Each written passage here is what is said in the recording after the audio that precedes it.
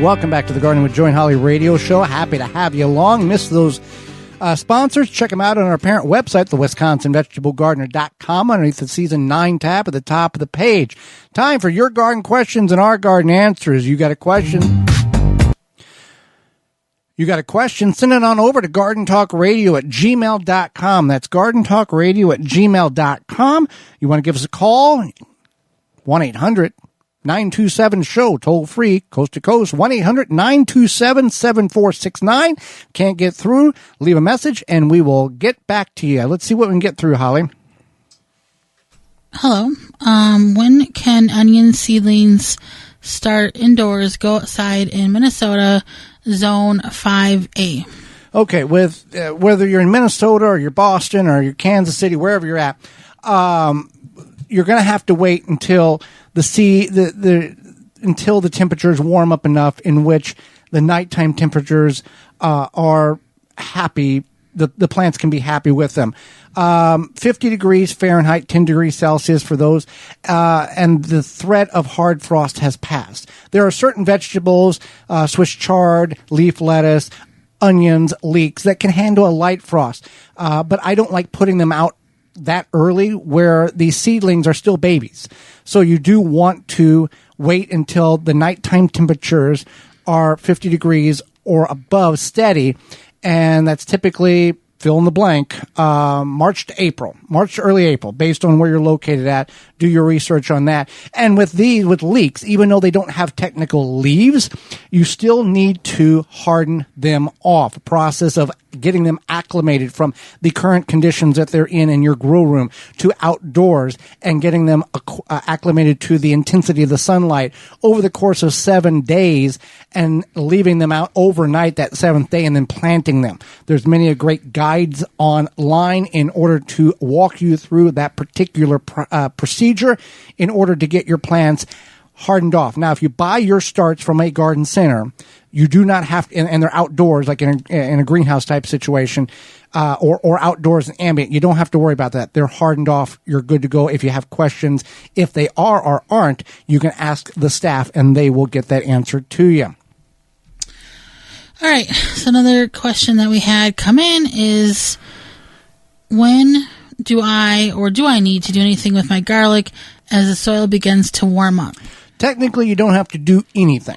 But if you want to add a little nutrient boost to your garlic, your hardneck or your softneck that will be harvested in June or early July, the simplest thing you can do is just top dress it with compost, either purchased or made in your backyard, and about a scoop or a spade full, the little little trowel full of compost around each plant or each stalk. Going to be more than enough. The rain is going to break that down and feed the plant. Now, you can go a liquid fertilizer if you want. Granular, unless it's water soluble, the granular is going to sit there too long for it really to have beneficial effect on your garlic. But simply, we don't do anything, but you can top dress it with compost. That's the best way to go.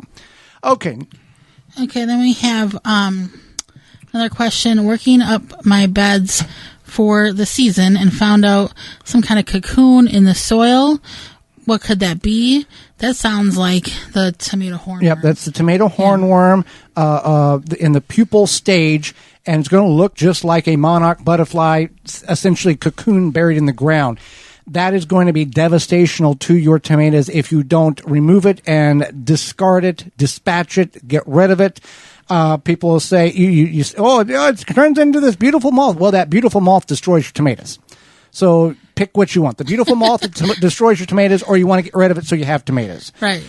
So that is what you're seeing. And if you had that problem last year, get in the area in which your tomatoes was planted this year. You had the tomato hornworm, and start working that soil right away as soon as you can get in there, because that moth has buried that cocoon at a specific depth in which it will survive the winter and the spring. If you disrupt that by spading, by tilling, by maneuvering that soil around, there's a 90% chance you're going to eliminate the problem.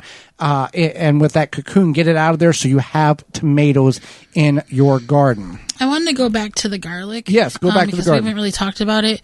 But you don't have to do anything to your garlic as it comes up. Some people will side dress it, but if you're soil is fertile enough or nutrient dense enough, then it should be fine. And typically you don't even have to water it in most areas because you get enough rain and precipitation. Now, this is garlic that was planted in the fall for spring harvest. Some people, can I plant garlic in the spring? Elephant garlic, yes, because elephant garlic will have the growing characteristics of a bulbing onion. It will fall over when it's ready to harvest, and you're going to harvest it in the fall. Can you plant spring garlic can you plant garlic in the spring as soon as you chisel it in the ground? Yes, you can. We tried this about 10 years ago, and the result was the garlic in which was planted, as soon as we could chisel it in the ground in the spring, the girth, the mass was half the size of the same type of garlic in which we planted in October, overwintered, got the chill hours, and then we harvested in late June, early July. It was half the size. So if you can remember or get it in the fall, you're going to have basically twice as much garlic, regardless of how much you plant, than you would if you planted it in the spring. So is sawdust good for the garden? I've heard mixed reviews about it. Okay, so a lot of sawdust is not good for the garden because it will rob the soil of nitrogen. If you just are cutting a couple of 2x4s, doing some construction work, or you've cut some limbs down and you trimmed them up, and you got a pile of chainsaw sawdust, that type of stuff, just throw it in your compost. I mean, we're looking like less than a metal coffee can amount. Put it in your compost. It's not going to be any issue at all. Or just sprinkle it around your plants or in your garden. It's not going to. When you have buckets and poundages, that's when the issue comes. You much rather just put that over in a separate pile and let that naturally break down over the next couple of years if you've got buckets and buckets of sawdust that you have accumulated like a sawmill would have.